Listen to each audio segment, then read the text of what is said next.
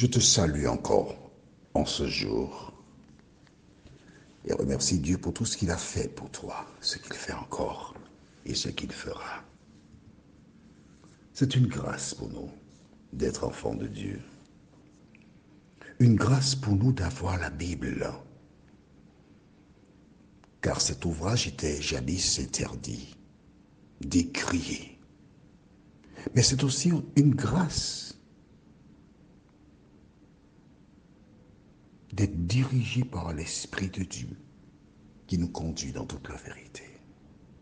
Aujourd'hui, nous verrons ensemble Ne mens point. Juste avant, prions. Notre Seigneur et notre Dieu, nous nous approchons vers ta parole avec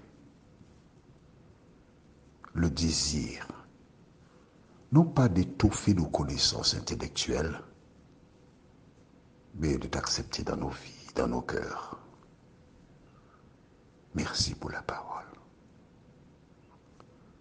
Que le Saint-Esprit nous accompagne, qu'il nous conduise dans toute la vérité et que nous soyons à même de vivre pour toi, Seigneur. Nous te remercions pour ton amour, ta grâce. Nous t'avons prié au nom de Jésus pour ta gloire éternelle. Amen. Rappelle-toi, Dieu avait donné un ordre à Saül qui décida de faire le contraire.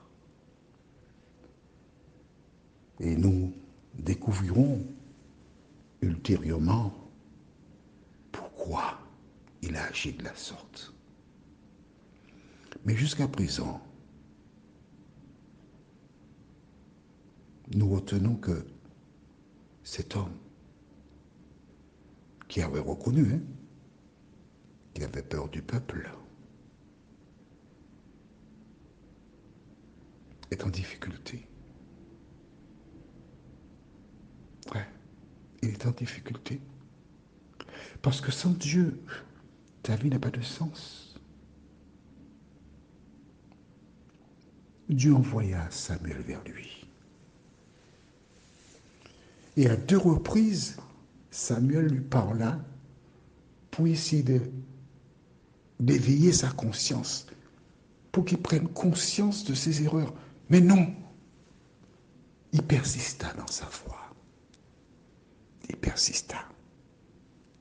En donnant des réponses. Déjà, oui, on a gardé les belles bêtes, c'est pour offrir un sacrifice à l'Éternel, ton Dieu. C'est pour ton Dieu qu'on les a gardés. Mais Dieu n'a pas demandé cela.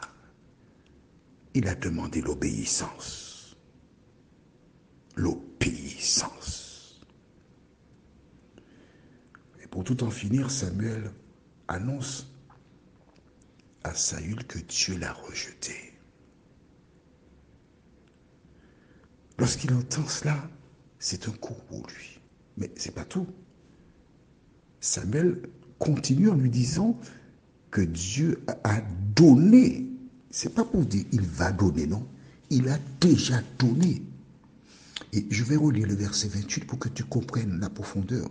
Alors Samuel lui dit, aujourd'hui, le Seigneur t'a arraché la royauté sur Israël et il l'a donné à ton prochain qui vaut mieux que toi. Ouais. Aucune chance de s'en sortir. C'est fini. Certaines personnes déclarent que Dieu est amour, fait une preuve de miséricorde. Mais qu'en est-il dans ce contexte précis? Si nous étudions ce thème, c'est pour t'inciter à comprendre le fonctionnement de Dieu, comment il agit. Parce que l'Éternel ne change pas. Lisons donc dans le livre de 1 Samuel chapitre 15 au verset 29. Pour bien asseoir ce que Samuel lui dit, il ajoute « Pourtant, celui qui est la splendeur d'Israël, c'est l'Éternel, hein, d'accord, ne se dément pas, ni ne se repent. N'étant pas un homme, il n'a pas à se repentir. En clair, Samuel est en train de dire à Saül que celui qui m'a envoyé n'est pas un homme pour mentir, ni un fils d'homme pour se repentir. Ce qu'il dit, il le réalise. Il n'y a aucune chance que la sentence change. C'est terminé. C'est fini pour toi. Quelle nouvelle foudroyante. Un homme qui, jusqu'à ce que Samuel n'arrive au camp, dirigeait l'armée, avait un palais dans lequel il avait femmes, enfants, richesse, respecté par les servants, serviteurs. Et là, du jour au lendemain, il n'a plus ces choses. C'est terminé pour lui. Mon ami, pourquoi? Parce que Saül a désobéi à la parole de Dieu. Sa vie a basculé en l'espace de très peu de temps. C'était fini pour lui. Aujourd'hui encore, toi qui m'écoutes, tu as la possibilité de marcher et de garder ton statut aussi longtemps que tu obéis à la parole de Dieu.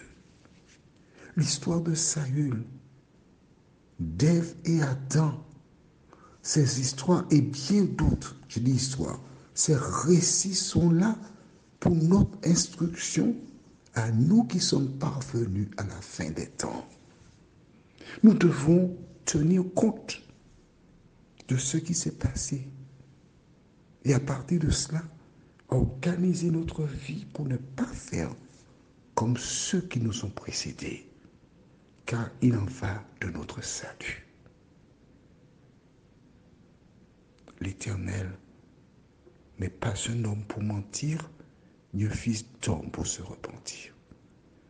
Tout ce que nous avons à faire, c'est d'obéir à la parole de Dieu.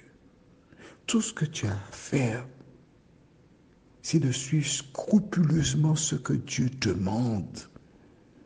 Et quand tu agis ainsi, il t'accorde ce dont tu as besoin et il t'accompagne.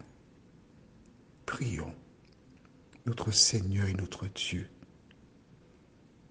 C'est une bonne chose pour nous de savoir que nous avons un Dieu qui ne ment point, un Dieu qui ne change pas et qui réalise toujours ce qu'il dit. Seigneur, il nous arrive souvent de mettre de côté la parole. Il nous arrive souvent de désobéir.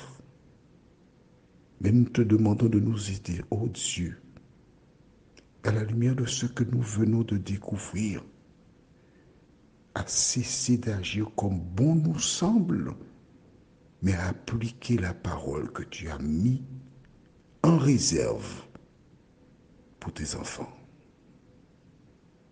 Seigneur, merci de nous entourer. Merci de nous vivifier. Merci de nous aider à marcher selon ta parole et à ne pas suivre l'exemple de Saül, nous en prions. Au nom de Jésus, pour ta gloire éternelle. Amen. Que l'Éternel continue de te faire du bien.